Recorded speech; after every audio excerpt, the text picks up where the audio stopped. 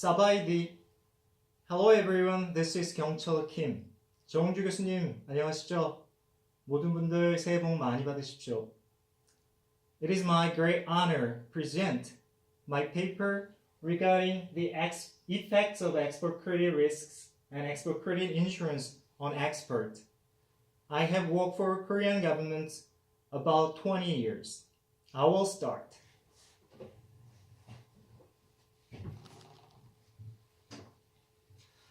This is the table of contents.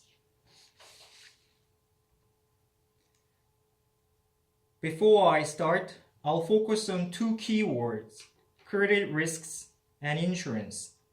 Credit risks are importer risks and country risks. Importer risks comprise of importer's bankruptcy, inability to pay or repay, payment delays, refusal to accept shipments. And country risk, another name is political risk, moratorium, war, foreign exchange inconvertibility. And credit risks disrupt international trade. And we have risk mitigation method. One of the best way is use export credit insurance. The insurance covers the non-payment or non-repayment risks triggered by political and or commercial risks. The purpose of this study is to analyze the export hindering effects of credit risks and export promotion effects of export credit insurance.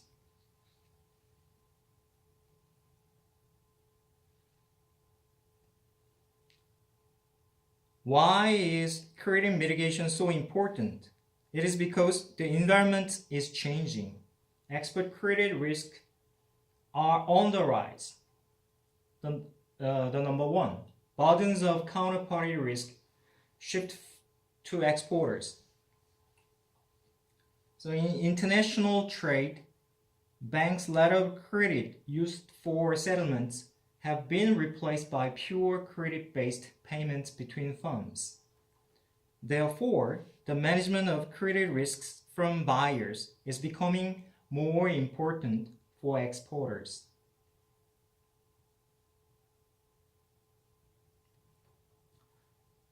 The second evidence, trade with emerging countries is growing. In another word, Korea export to more risky countries. You can find those trends in the graph.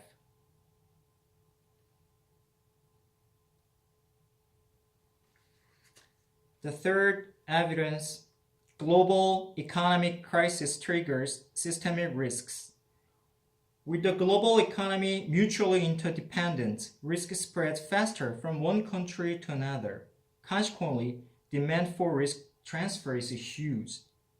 You can find two very dramatic peaks in the graph. The first one is Asian financial crisis. The second one is global financial crisis.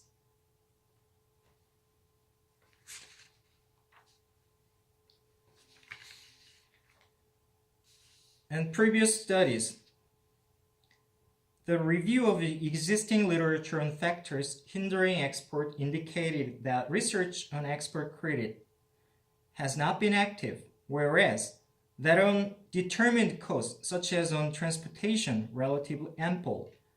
Moreover, even those previous studies on export credit risks have been limited to country risks, so that those on the effects of importer risk on exports are scarce.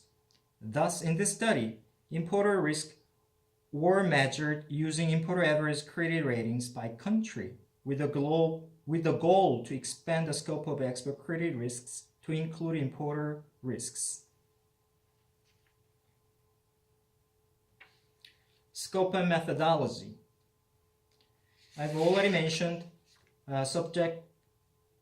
study subject, the export hindering effects of credit risk, the export promotion effects of export credit insurance, the dimension. My model will deal with country level and industry level. And I also compiled panel data annually.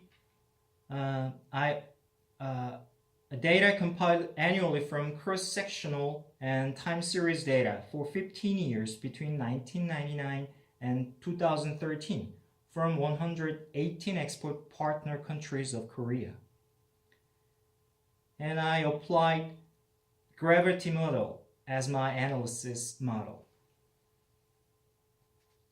And in general, gravity models have been used widely in international trade data as a method of empirical analysis to make inferences on the effects of institutions on trade flow.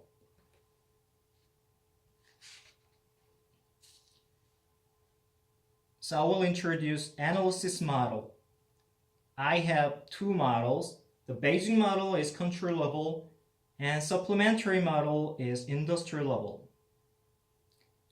As for Beijing model, key variables such as importer ratings and country ratings are added to standard gravity model. The equation is, as you can see, as follows. And as for supplementary model, I subdivided export insurance and export to the industry level. Hypothesis. I have three hypotheses. Number one, country risk has negative effects on export. Number two, importer risk has negative effects on export.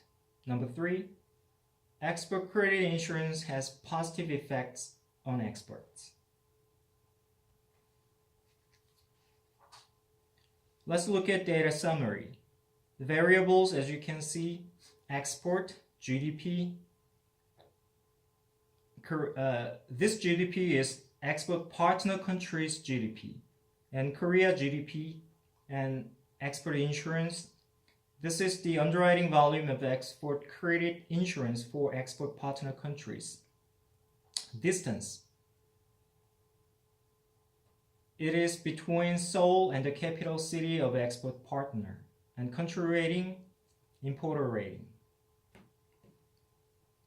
And please refer to the table below. This is descriptive statistics.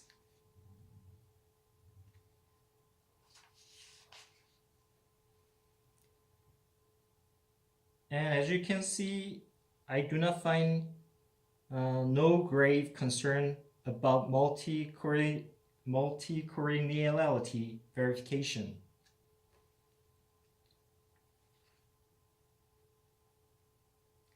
In general, Korean GDP versus export partner countries' GDP is proportional. Meanwhile, Korea export versus distance, it is in general not proportional.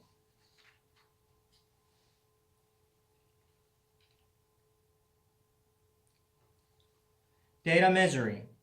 So measuring importer risk is critical part. As for the effects of importer risk on exports, the ideal way would measure the applicable risk in the form of individual importer credit rating. However, there are no such data at the firm level. However, export data from national level can be gathered so that if average credit ratings were to be calculated by consolidating importer credit ratings by country. So this is the equation I came up with as a realistic alternative to examine the effects of importer risk. Let's look at the result under the national level Beijing model. Through the data fitting, I chose the fixed effect model as most appropriate model.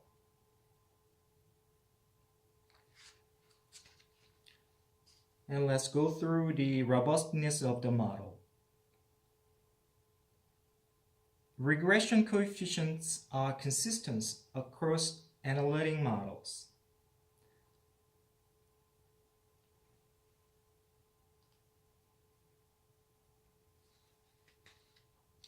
And let's look at the result under the industrial level supplementary model. The export promotion effects from export credit insurance differed by industry. The elasticity of export promotion effects by industry was highest in the steel industry, followed by metal, chemical, and other categories, and general machinery, and electrical and electronical goods.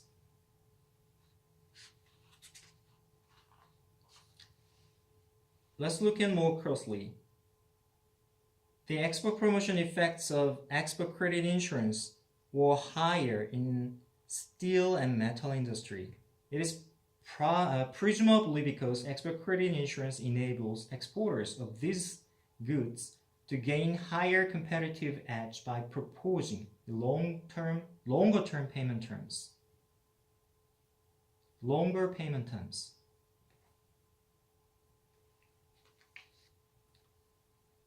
Let me sum it up. First, export credit risk affected negatively on export, as it was confirmed that both country risk and importer risk hindered international trade. When country risk rating were divided into a total of 8 categories, a drop by 1 level in the rating equal to about 9%. About 9% drop in export. When importer credit ratings were divided into a total of 7 categories, a drop by 1 level translated into about 1% drop in export.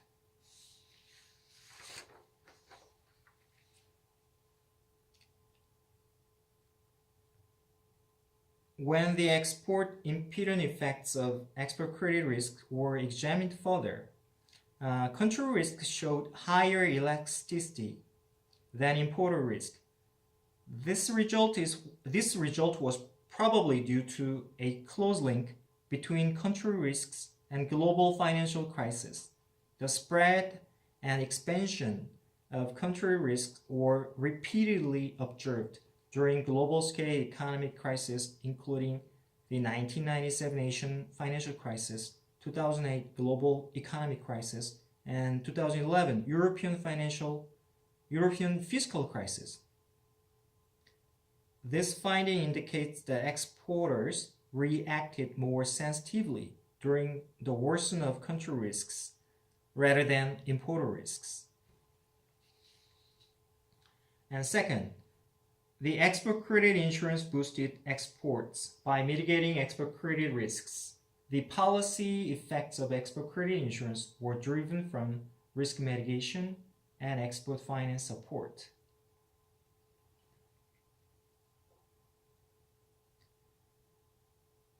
$1 million in export credit insurance support resulted in an increase of $220,000 in exports.